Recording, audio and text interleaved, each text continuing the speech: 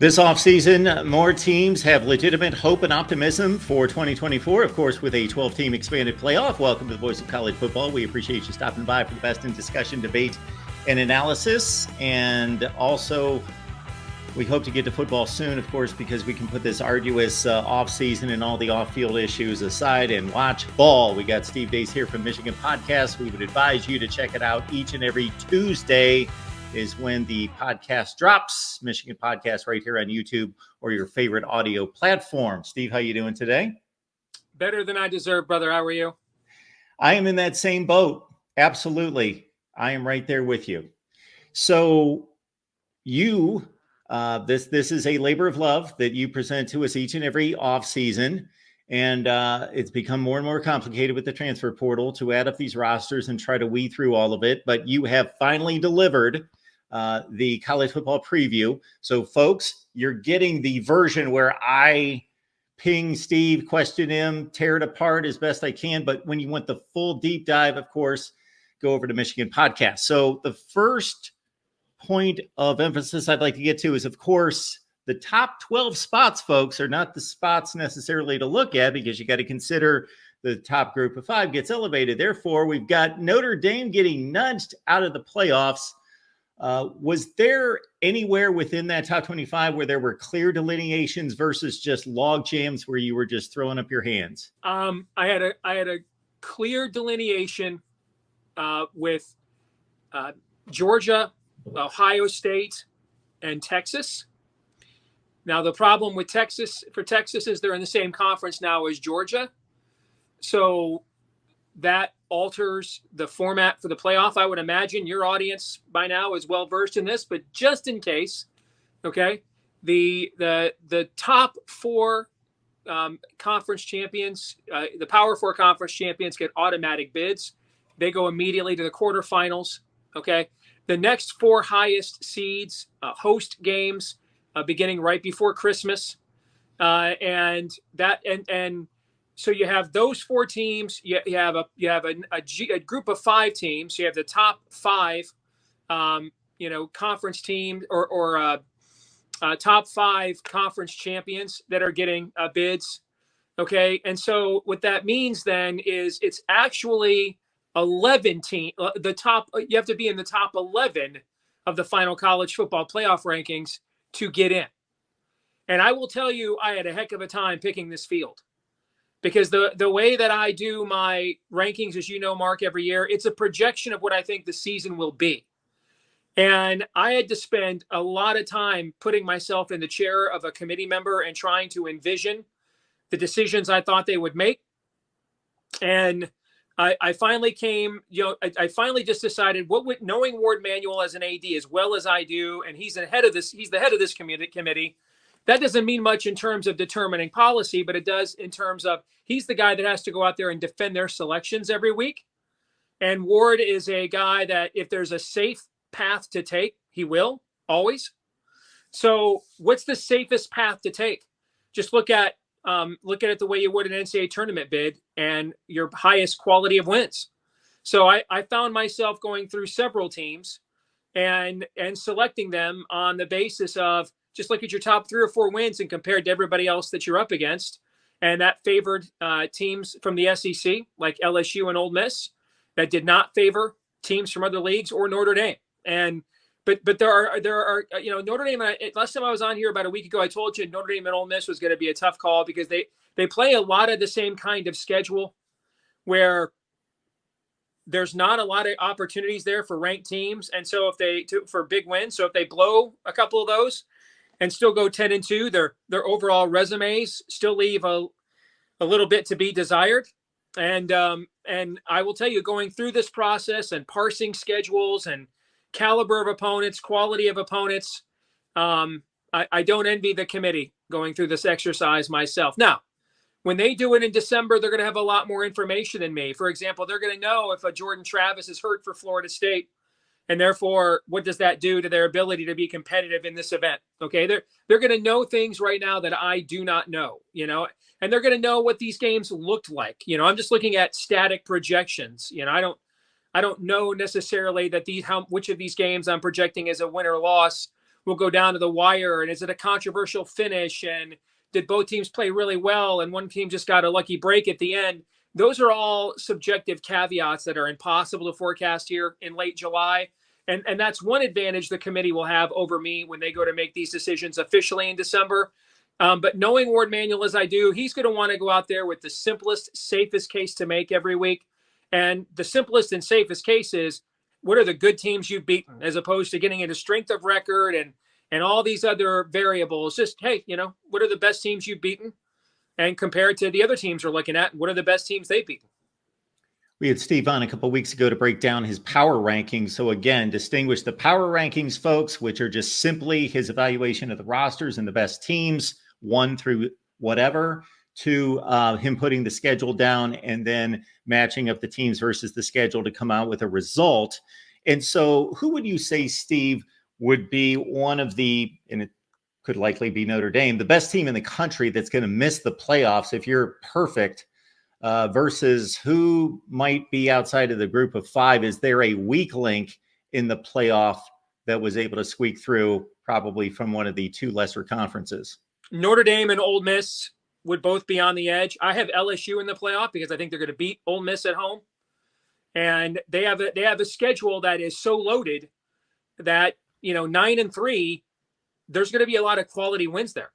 And so you have to ask yourself, if LSU could go under their win total and be 9-3, their win total right now is 9.5. They could go under their win total at 9-3, and then you can make a very strong case that the way they would get to 9-3 would be a more impressive resume than either Ole Miss or Notre Dame would have at 10-2. And so in my scenario, for example, I have Ole Miss losing on the road at LSU. If LSU is 9-3 with a win over Ole Miss and Ole Miss is 10-2 and their best win is, then I think LSU would get in.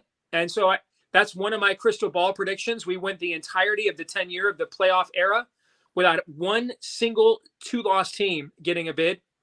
Now, that almost happened early on. Remember, Auburn was number 2 in the country with 2 losses heading into the SEC championship game one year and then lost in the SEC championship game. Okay. But this year, I think we're going to see 3-loss teams in, and maybe more than one. So, Steve, you said that you do not envy the College Football Playoff Selection Committee. I do not envy the ACC tiebreaker system. It better be airtight because, man, you talk about a logjam, and you've got the likes of SMU. I'm not going to give it away, but you've got the likes of SMU. You're welcome to give it away. That's why we're talking about it. Well, it's out there. It's out there. So, again, yeah. The deep dives on Michigan podcast, but we'll display the results as we speak right here. We'll cover us with the top 25 and the conference rankings, but that's a heck of a conference race right there. Yeah, and I had to go to the 5th tiebreaker in the ACC to determine who would get into the championship game.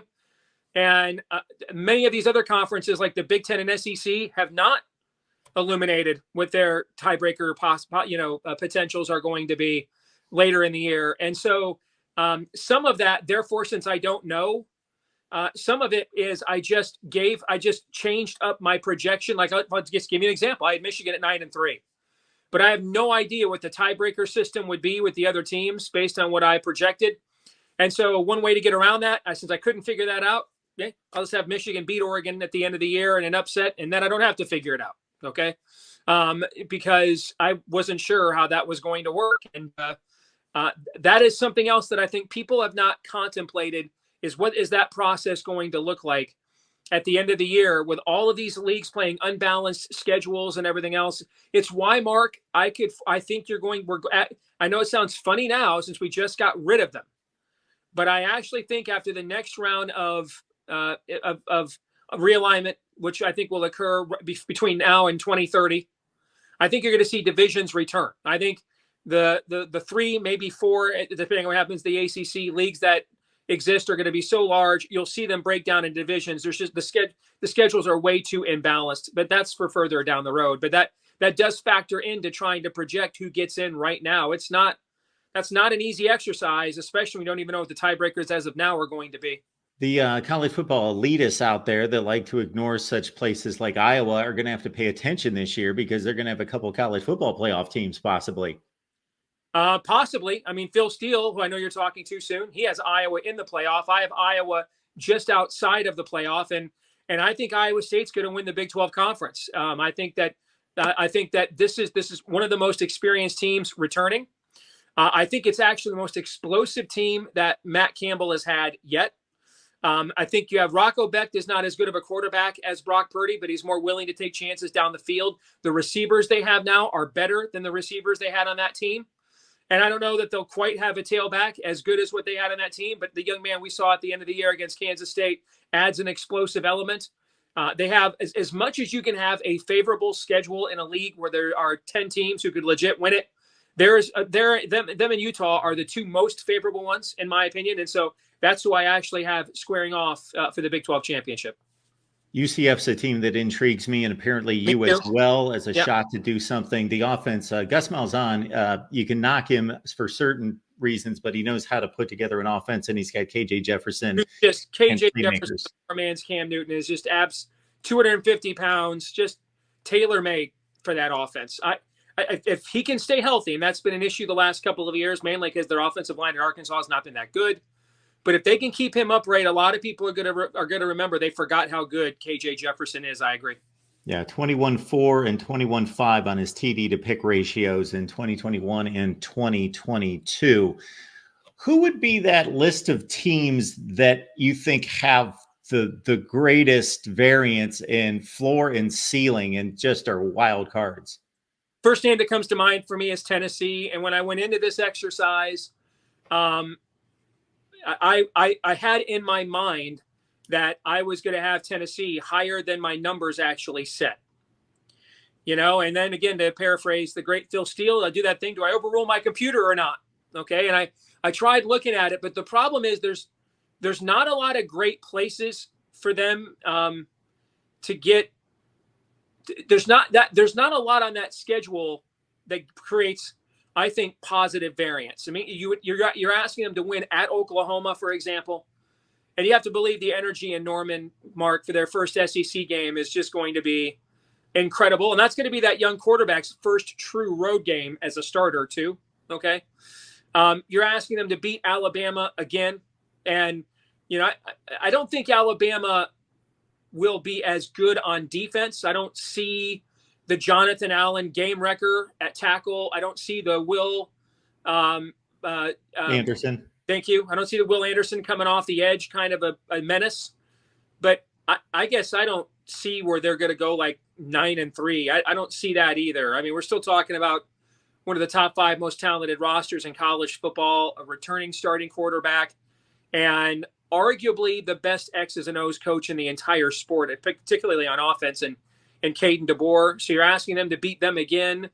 And then, their schedule's a lot like Ole Miss and Notre Dame's, where if there's not a lot of options to get like that second tier win, like Michigan, for example, even if Michigan were to like lose all 3 of those games, there's a realistic possibility that USC could be a ranked team by the end of the year. Okay. You look at Tennessee's schedule, like if they can't go to Oklahoma and win and they can't beat Alabama, tell me, maybe NC State at the beginning of the year. I mean, but that's another team whose schedule is, hey, they're going to win at least 8 games, but I'm not sure they can win 10, And so I went in with the perception that I was going to be higher on them, and I wanted to be, than what my numbers permitted. I went in with the perception I would be lower on LSU than my numbers were. So those two teams essentially switched positions for me. And then I went in, I anticipated that I was going to be higher on Oregon, even though I'm very high. I mean, I have them in the top 10 and in the playoff. But when I conducted my numbers and saw they were actually closer to to Michigan and Penn State than Ohio State, that surprised me. My numbers were higher on Texas than I expected to be, given everybody's talking about Michigan's losses. They've had a ton too. But my numbers, I actually think offensively, they're going to be better than they were last year.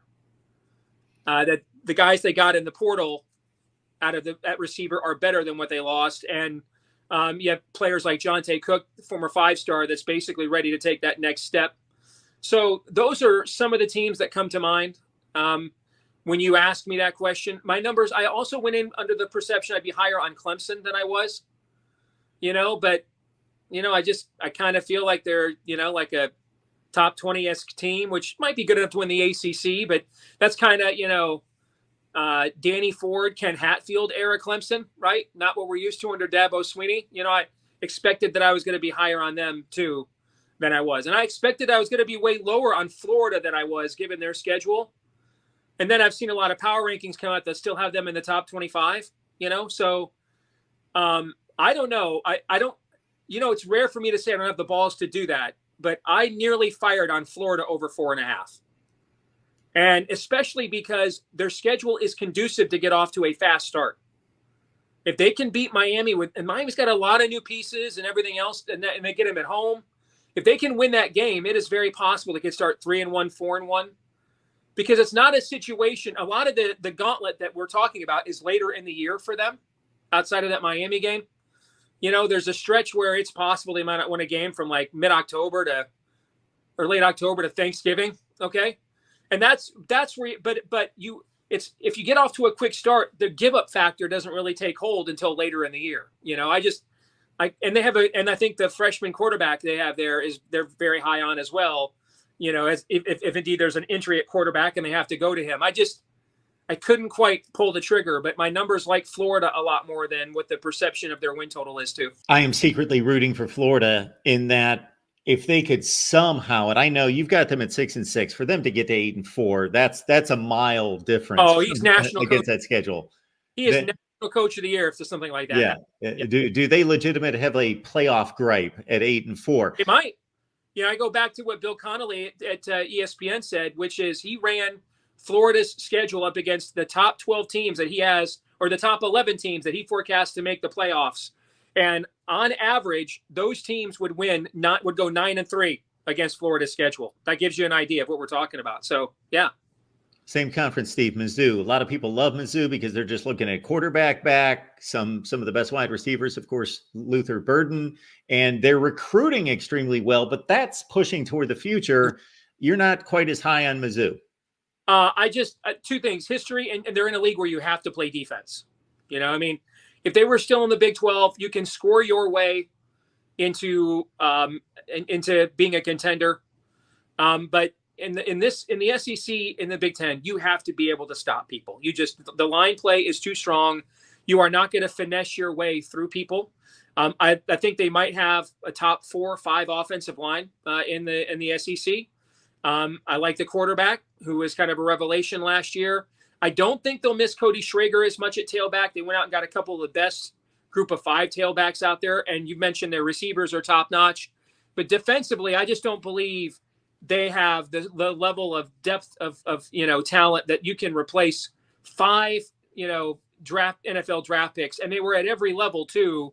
These are star players, and I didn't have anybody on my radar at all from Missouri on defense to be first team all SEC going into the season.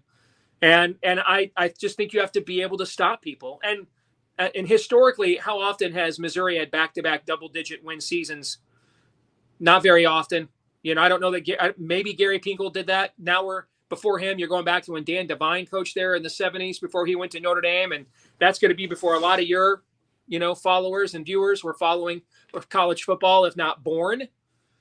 So you're telling me that I have to get, and I know the schedule is soft, but there's no such thing in a soft schedule in the SEC if you can't stop people. You cannot just score the ball week in and week out to win in that league. You just can't do it. The line play is too strong. So, even if they go 9-3, I win that win total, I'm in. Is this a back-to-back win for Ohio State against Michigan? Yeah, so the way that my Big Ten forecast works, I think Michigan's going to struggle early in the year. I think Texas's offense will eventually wear down Michigan's defense, because Michigan's offense, I think, even with all the questions Texas's defense has, I just think they're just not going to be there early in the year. And I could see that kind of being similar to the game Texas beat Alabama last year, with Jalen Milroe kind of not ready yet, not proven yet. 31-20. 34-21, like they score a touchdown late to kind of put it away, but you don't really ever feel like Michigan's going to win the game, kind of a thing. And then I could see Michigan lose one more game early on, whether that's USC at home or especially on the road at Washington. And, Washington's last in returning production in the entire country, and you're replacing the coaching staff there. But It's also Michigan's very first road game of the year. Big Ten, Mark, you and I are old enough to know what, Big Ten teams going cross country out west historically do not fare well. This may be a factor in our league until that becomes like a routine thing, and kind of the mystique of that is taken away. And then, of course, the revenge factor. That place, Michigan's not played a game out there since 2001. So I would imagine that atmosphere. I think they'll lose one of those two games as well, and then I think they will put it together in the second half of the season. I think the amount of pressure being put on Ohio State. I mean, Mark, consider, when was the last time a team won an undisputed Big Ten championship and the very next year was picked fourth? Can you ever remember that happening? Ever? I don't. No, not undisputed. No, I not don't. At all. When was the last time you ever heard of a defending national champion being picked fourth in their own league by the media?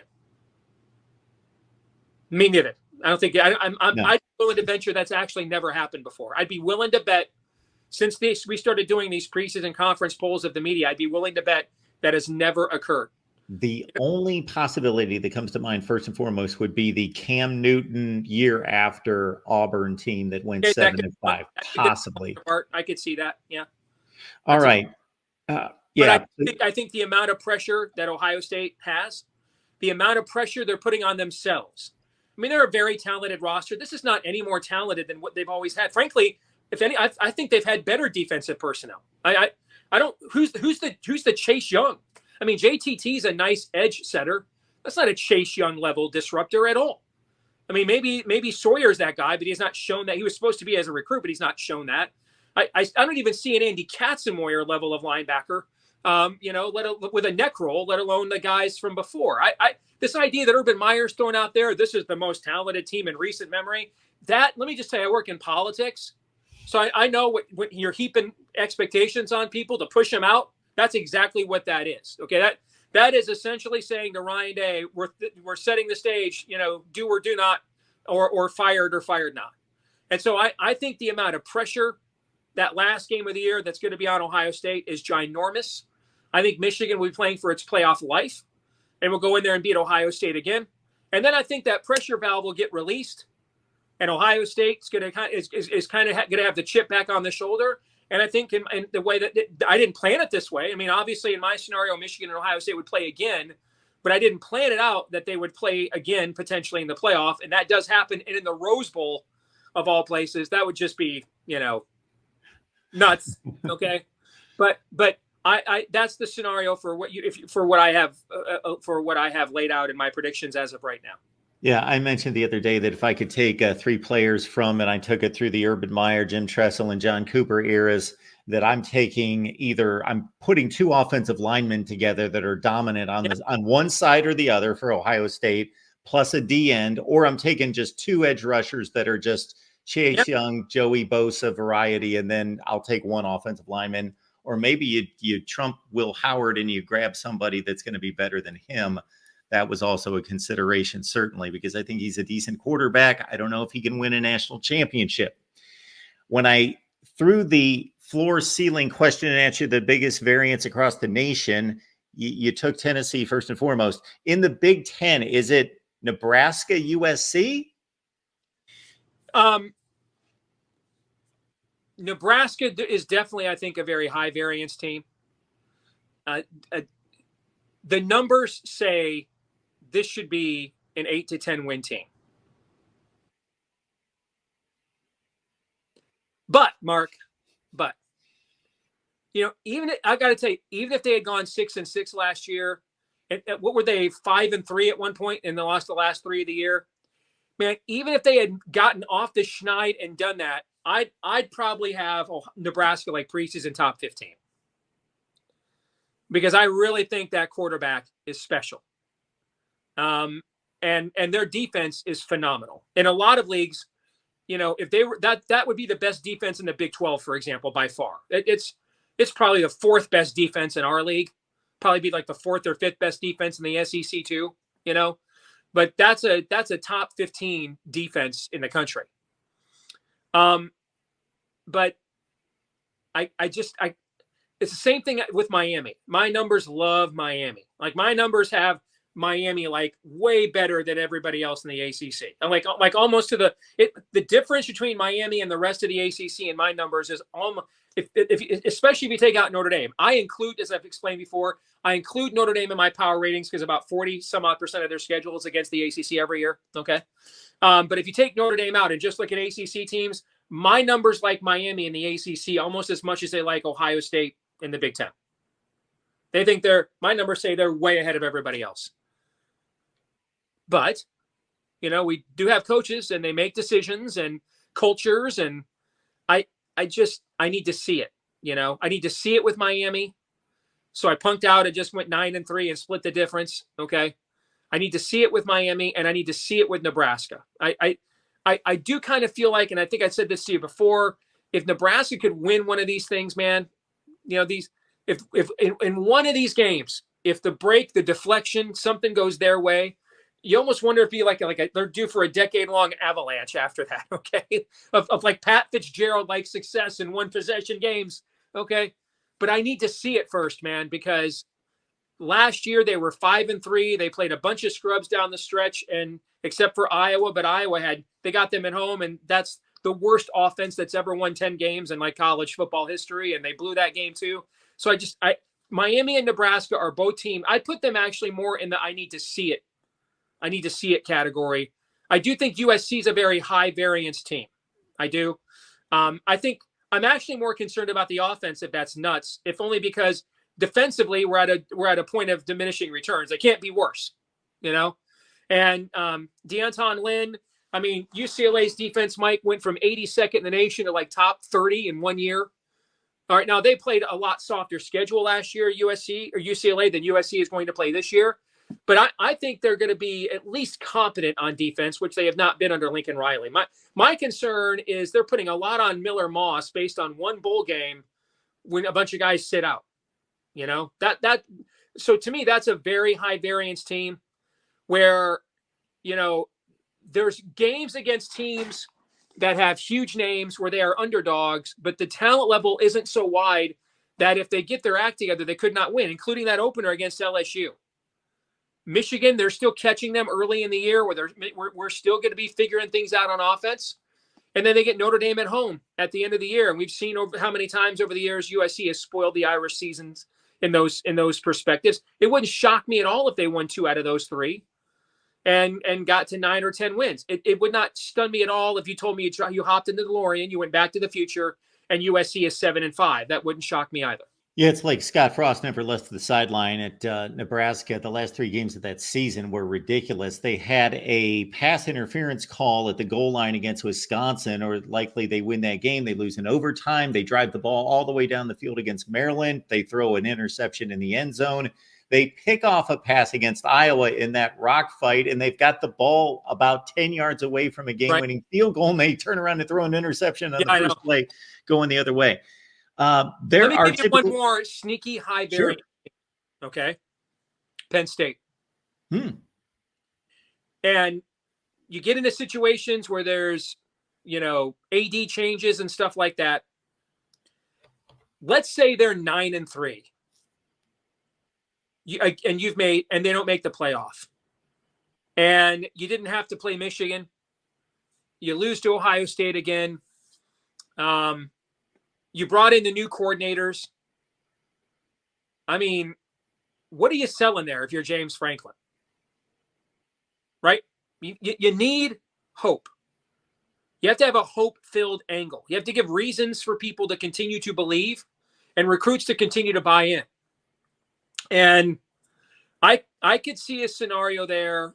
I mean, now when I say that, I think there's like a 15% chance of this, okay? But I think it is possible in ways because I know what that feels like as a fan base. We were there under Jim Harbaugh for 6 years. How many we would have made a 12-team playoff in 2016, 2018, okay? And then the face plant of the COVID year is utterly meaningless for Michigan at that point. You see what I'm saying? Okay. When you've been that close for so long and you're out of excuses and Jim did this. Hey, let's go bring in Josh Gaddis and I'll abandon my principles and we'll do speed and space and everything else. you do get in a situation there where rigor mortis could potentially set in. And I think that's a situation that's probably not being discussed enough, because I think overall the odds are very high they end up in the playoff. Their schedule is very, very favorable towards that end. But what if they're 9-3, 8-4? What if Drew Aller doesn't take the next step? What are you selling there? I mean, I got to tell you, I can still remember the amount of boos we heard in Happy Valley when we beat them, and that was them booing their own team. Okay, so that's one to potentially think about and file away for later. If Michigan can knock Ohio State out of the way, then they will have missed, meaning Penn State, the top two teams in the league, Oregon and Michigan. Mm-hmm. And no excuses when it comes to not being able to push through in a 12-team playoff. Absolutely. I'm right there with you. Just James Franklin, I just have to think, boy, what does he think about going to work every day, about this mountain he's going to climb with just this really good football team and this recruiting that's gone so well that it's just not happening and hasn't to date.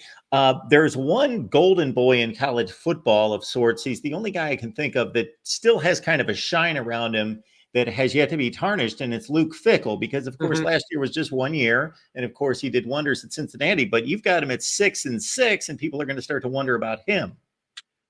Yeah, I told you last spring, watching their spring game, it reminded me of Rich Rod year one at Michigan. Remember, I told you this. Yep. That he was trying to reverse, and the situations are just eerily similar. 30 years of the same style founded by one patriarchal coach who all of his successors ran a variation of that. Okay. And it worked. It worked as a brand going beyond the years he coached. And then you bring in a guy from the outside who's a big name and a hot shot, turned down other jobs.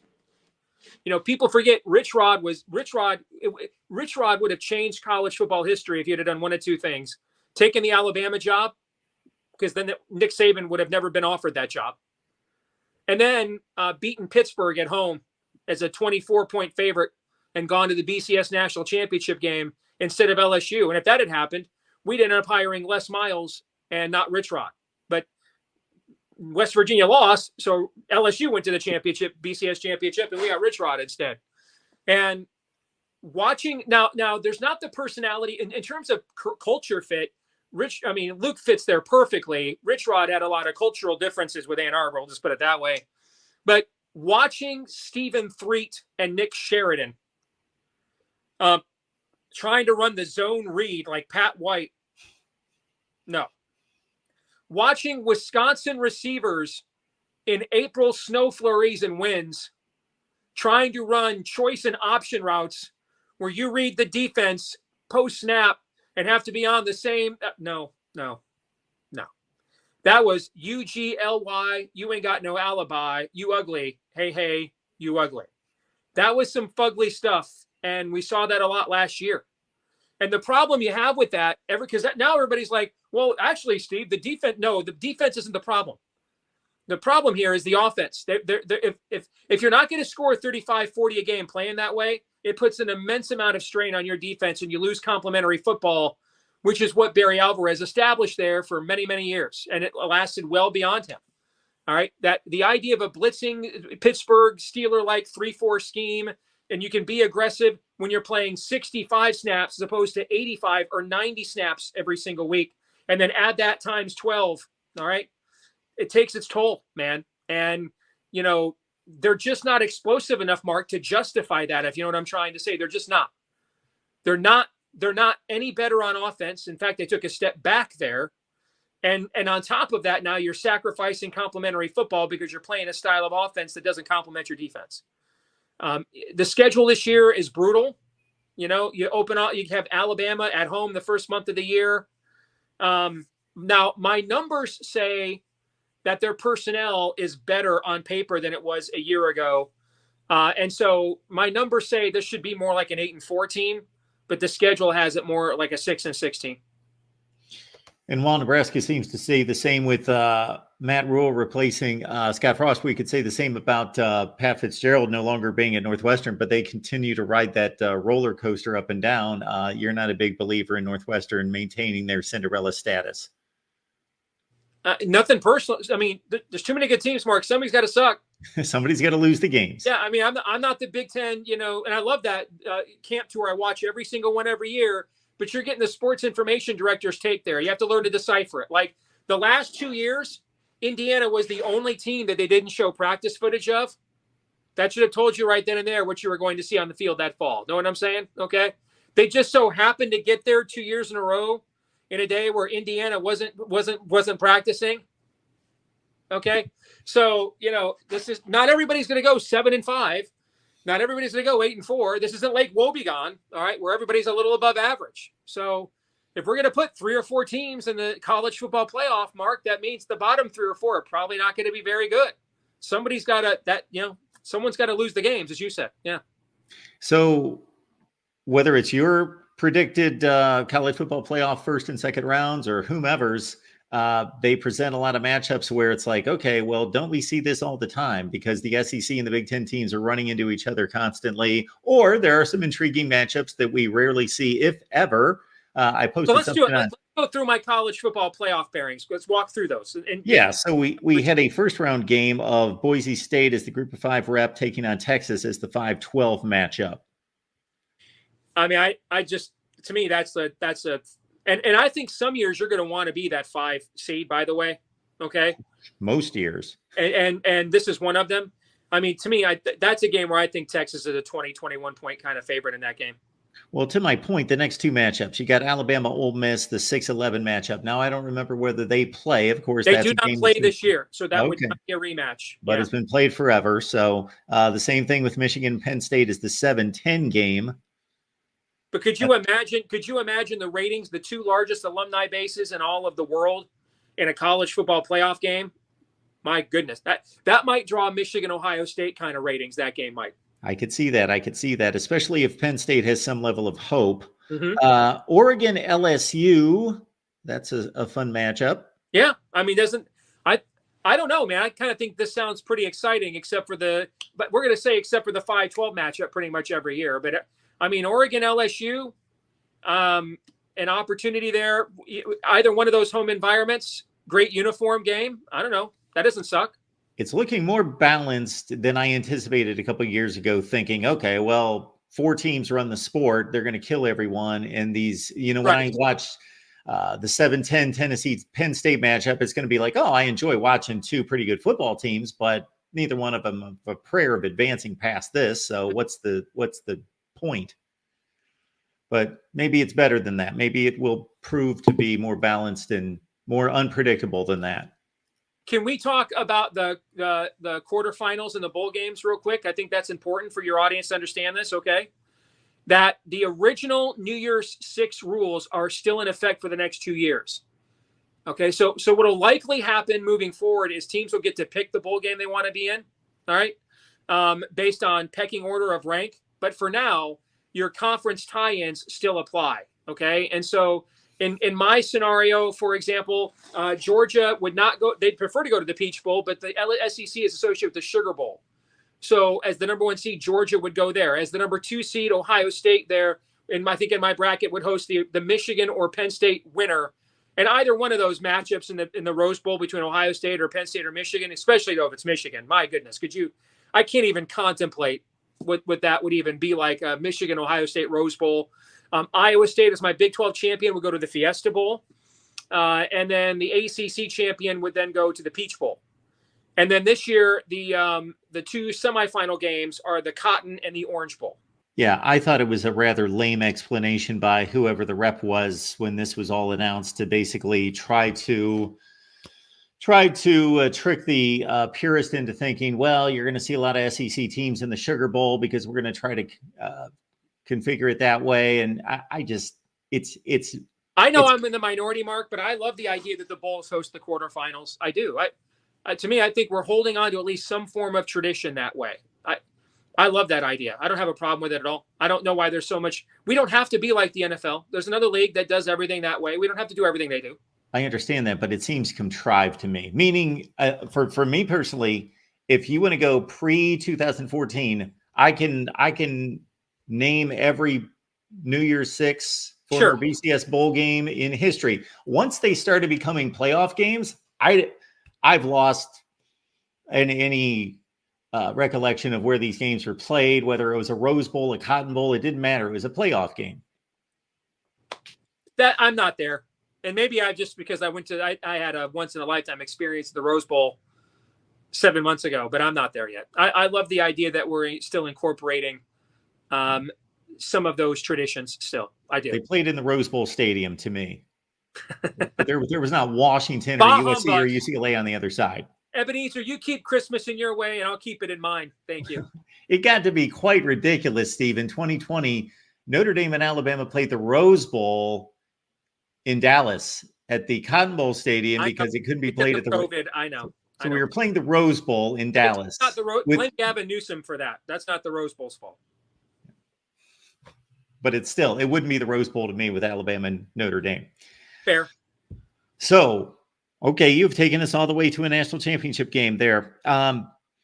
Does part of you want to, not because it's Ohio State in a national championship game, but does part of you want to try to find something different that's not so? Yeah, because I'm not a chalk guy at all. And there's just not a lot of value there. But I don't think this is one of the most talented teams in recent history, as Urban Meyer ridiculously said. It's not even more talented than the 2019 Ohio State team, frankly. Okay. But you're not playing the teams of history, and you're not playing the 2019 season. Like I listened to a sports betting podcast, and they were discussing Michigan. And they kept saying, well, show me a position where they're better than they were a year ago. That's irrelevant. We're not playing last year. I mean, if the standard isn't show me where they're better than one of the teams the only teams ever to go 15-0 that nearly broke the record for most NFL draft picks. That's not a standard that applies to this year. We're not playing last year. We're playing this year. Okay. And so, for example, if Michigan played in conference, an entire Conference USA schedule, you wouldn't be asking questions like, show me where they're better last year. You'd have them going 12-0. All right. It doesn't matter where they are historically. It matters where they are right now. And so while I don't even think this is as good as the Chase Young, Jeff Okudah, J.K. All-Day Dobbins Ohio State teams from just a few years ago, I do think it's one of the clear most talented teams this year. And I do think that Georgia is one of the most. I don't think it's as talented as it was the two teams that won the national championship, but I think it's one of the most talented teams this year. And I think between the 12-team playoff and NIL, and this will become increasingly true when we get to just officially paying the players here in the next 24 months. But the parity at the top is more widespread now. Okay, there's less parity. The haves are more separated from the have-nots than ever before, and you are officially watching the MAC essentially, and the group of 5 schools are now just feeder systems for the big schools every transfer portal cycle. But at the top, the amount of teams that could win a national championship, most years, Mark, in the 14 playoff era, we thought there were no more than 4 or 5 teams in a good year that we thought could actually win it. I think there are absolutely 8, 9, or 10 teams that could actually win it. I do. And I think that's going to be true most years moving forward, because with the 12-team play now, there's and getting paid, there's far less incentive to be the backup outside linebacker at Alabama than there's ever been before. You know what I mean? Far less incentive to be the 4th wide receiver at Ohio State than there's ever been before. I'd go somewhere else, be in the playoff, and make a lot of bank. And I think same thing happened to college basketball when it expanded to 64.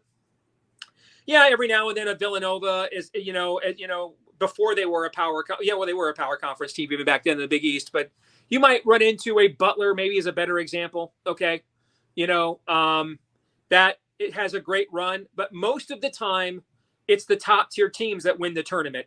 There's just more top tier college basketball teams now than they were when John Wooden was coaching. Same thing. And I think the same thing's going to happen in college football. that the separation of the top tier will be even more pronounced, but the amount of teams that are actually in that top tier will now expand. So, folks, again, it's a long shot, but there is a higher probability probably than any other matchup in college football that Ohio State and Michigan could play 3 times, which would, of course, be insane. That's the best word I can come up with. We will see it in the not too distant future. Like in the next 4 or 5 years, you're going to see that happen. Once we see it for a second time, that's when I think people may sour on it. I think that's possible. You know, in one way, because I know we're coming to the end of this, so let me just drop this. One way to get beyond this is when the Big Ten adds at least 2 more teams from the ACC, and they will. When they do that, you have 2 10-team divisions. You're really the Big Ten. Separate into 2 10-team divisions, largely by geography, and only play every year. You play 9 conference games. You play every team in your division, true round robin.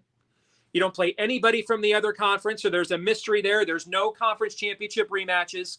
You put Michigan and Ohio State in the same division, so that there's, you know, there is a winner take all still somewhere in there most years when you play them at the end of the year, and you preserve some form of regionality.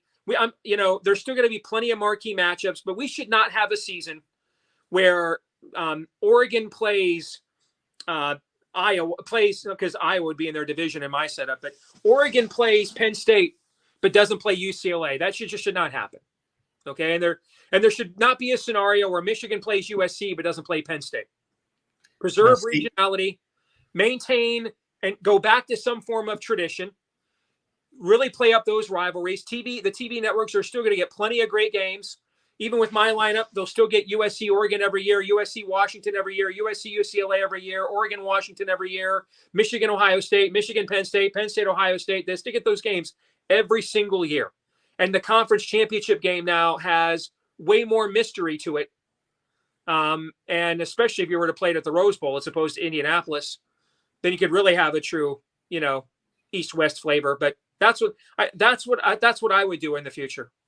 I like your formula and I like some of those results, but on the pro-con side, on the negative side would be, and I know that the landscape of college football is not falling apart if Minnesota and Michigan don't play, but they would never play.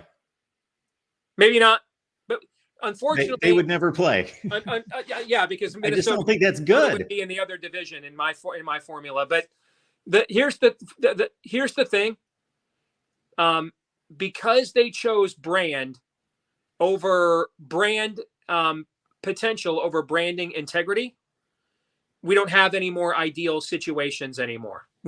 Those 2 things can't happen at the same time.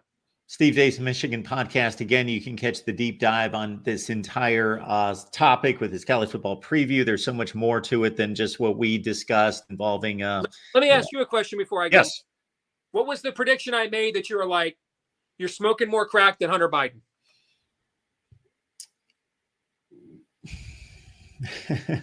I don't. I would love to be able to find one, because I'm the guy that says, because I track this every year, there were 26 teams that had a plus or minus 3. That's what I'm going to be going to after we get off here, is I'm going to be going to see how many times did Steve have a team elevate or decline by at least 3 games from last season, because that's what typically happens 18 to 22 times out of the top 70 teams, the Power 5 70. So I'll be looking for that. It doesn't exist. Iowa State is a team that I've already pegged as a dark horse to win the Big 12 championship, and you've got them right there as well. Okay. Doesn't mean you agree with everything, but you didn't think anything crazy. I'll have different a different finale, and it may not include Ohio State in the national championship game. I got to decide whether Will Howard is up for the challenge. That is the big caveat here, for sure. But I also think you're going to play a different style of football than what you are accustomed to watching. Okay? I do think that's going to happen too. I agree, but they're going to have to be awfully good in all the other facets, including an offensive line that is less than dominant. Yep, that's true too. Yep. Steve Deace, Michigan podcast. That's a place to be on a regular basis. Michigan fans, Big Ten fans with the bigger 10 as well. Steve, always appreciated here to see you. And You have a great rest of your week. People support Steve Deace, Michigan podcast. Thank you, brother. Same to you.